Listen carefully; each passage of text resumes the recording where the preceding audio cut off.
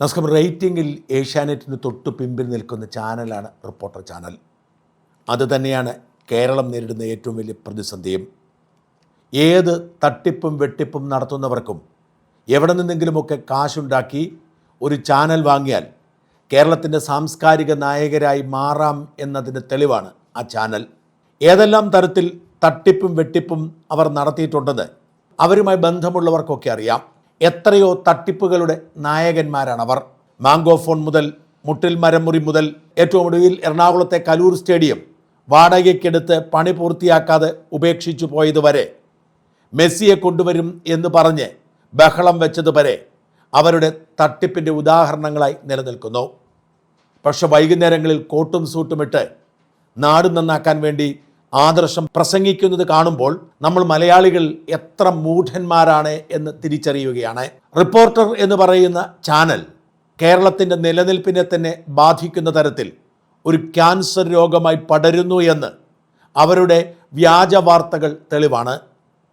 സർക്കാരിനെ പരമാവധി സുഖിപ്പിക്കുക, പിണറായി വിജയനെയും അദ്ദേഹത്തിൻ്റെ സർക്കാരിനെയും പരമാവധി സുഖിപ്പിക്കുക, അവർ ചെയ്യുന്ന വൃത്തികേടുകളെയൊക്കെ ന്യായീകരിച്ച് ഈ നാട് നന്നാകുന്നു എന്ന് തെളിയിക്കുക, മൂന്നാമതൊരിക്കൽ കൂടി പിണറായിക്ക് ഭരിക്കാനുള്ള മോഹത്തിന് കൂട്ടുനിൽക്കുക.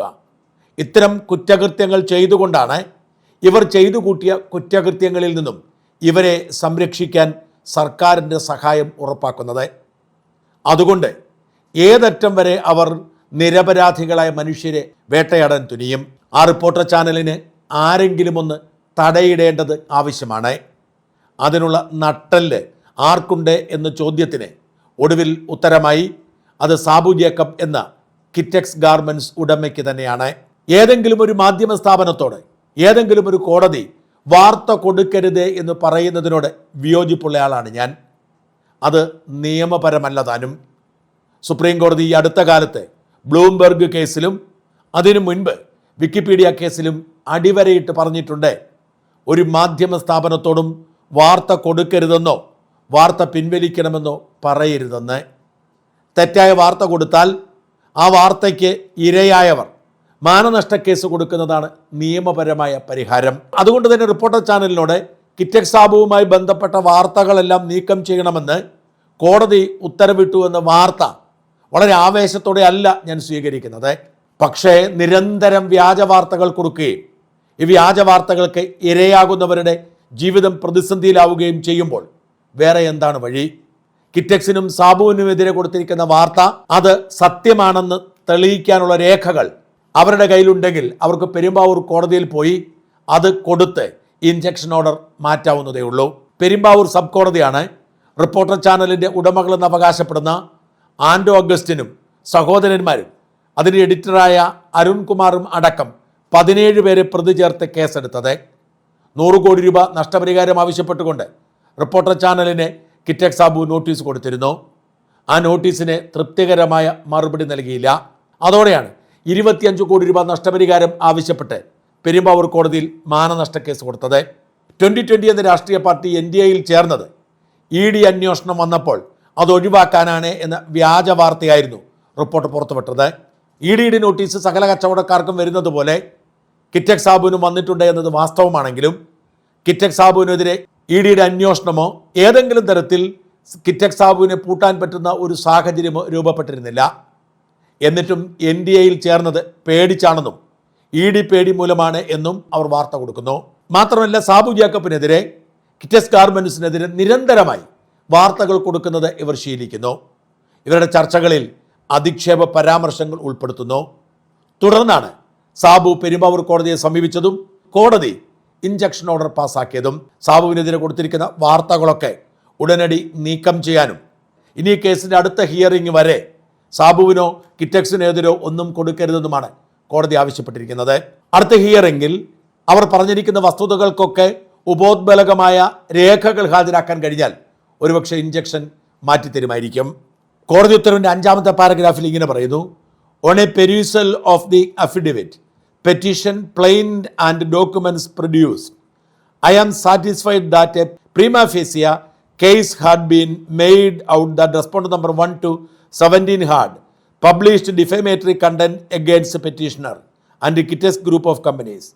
Issuing notice would delay and defeat the very purpose of the above petition.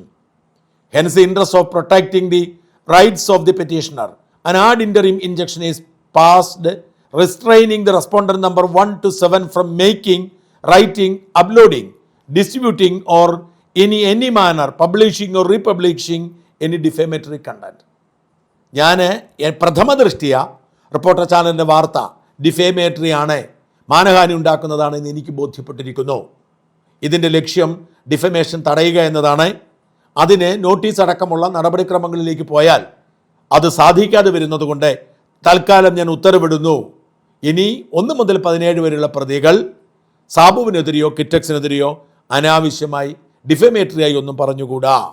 Statement of the petitioner and the Kitex group of companies. Though any mode of publication and in making any false and frivolous allegations against the petitioner and the Kitex group of companies through any platform or media, including digital or print or through satellite television, petitioner shall comply with Order 39 Rule 3 CPC, issue notice to respondent number 1 to 7 and issue notice of the petitioner to respondent number 4 notice 10-3-13. 10-3-2026 case മാറ്റിവെച്ചുകൊണ്ട് ഇനി ഒരു കാരണവശാലും ഒരു വാർത്തയും പ്രസിദ്ധീകരിക്കരുതേ എന്ന് പെരുമ്പാവൂർ കോടതി ഉത്തരവിട്ടിരിക്കുകയാണ്. വാസ്തവത്തിൽ സർക്കാരിൻ്റെ പിൻബലത്തിൽ ഈ നാടിനെ കുട്ടിച്ചോറാക്കാൻ നിരപരാധികളെ മനുഷ്യർക്കെതിരെ യുദ്ധം പ്രഖ്യാപിച്ചിരിക്കുന്ന റിപ്പോർട്ടറിന് കിട്ടുന്ന ആദ്യത്തെ വലിയ ഷോക്കാണിത്. വെറുതെ ഒരു വക്കീൽ നോട്ടീസിനപ്പുറത്തേക്ക് ആർക്കെതിരെയും എന്തും പറയാം, ഒരു മാധ്യമം കയ്യിലുള്ളത് കൊണ്ട് നിരപരാധികൾ അനുഭവിക്കട്ടെ എന്ന നിലപാടായിരുന്നു റിപ്പോർട്ടർ ചാനലിനെ. റിപ്പോർട്ടർ സാമ്രാജ്യം തകരാൻ പോകുന്നു എന്നതിൻ്റെ സൂചന തന്നെയാണ് കിറ്റക്സ് സാബുവിൻ്റെ നീക്കം. സാബുവിനെതിരെയും കിറ്റക്സിനെതിരെയും കൊടുത്തിരിക്കുന്ന വാർത്ത വ്യാജമാണെന്ന് പ്രഥമ ദൃഷ്ടിയ കോടതിക്ക് ബോധ്യമായതുകൊണ്ടാണ് ഇങ്ങനെയൊരു ഉത്തരവിറക്കിയിരിക്കുന്നത്. ഈ കേസ് അവസാനിക്കാൻ സമയമേറെ എടുത്തെന്ന് വരാം. പക്ഷേ ഒരു വ്യാജ വാർത്താ നിർമ്മാണ ഫാക്ടറി എന്ന നിലയിൽ നാടിന് ബുദ്ധിമുട്ടുണ്ടാക്കിക്കൊണ്ടിരിക്കുന്ന റിപ്പോർട്ടർ ചാനലിൻ്റെ ഉദകക്രിയയുടെ തുടക്കമാണിതെന്ന് തീർച്ചയാണ്. ഇങ്ങനെ കേസ് കൊടുക്കാനോ ഉത്തരവ് വാങ്ങാനോ കെൽപ്പില്ലാത്ത ആയിരക്കണക്കിന് നിരപരാധികളെ മനുഷ്യരുടെ കണ്ണീരിൻ്റെ ഫലമാണ് കിറ്റക്സ് സാബുവിലൂടെ ഇപ്പോൾ സംഭവിച്ചിരിക്കുന്നത്.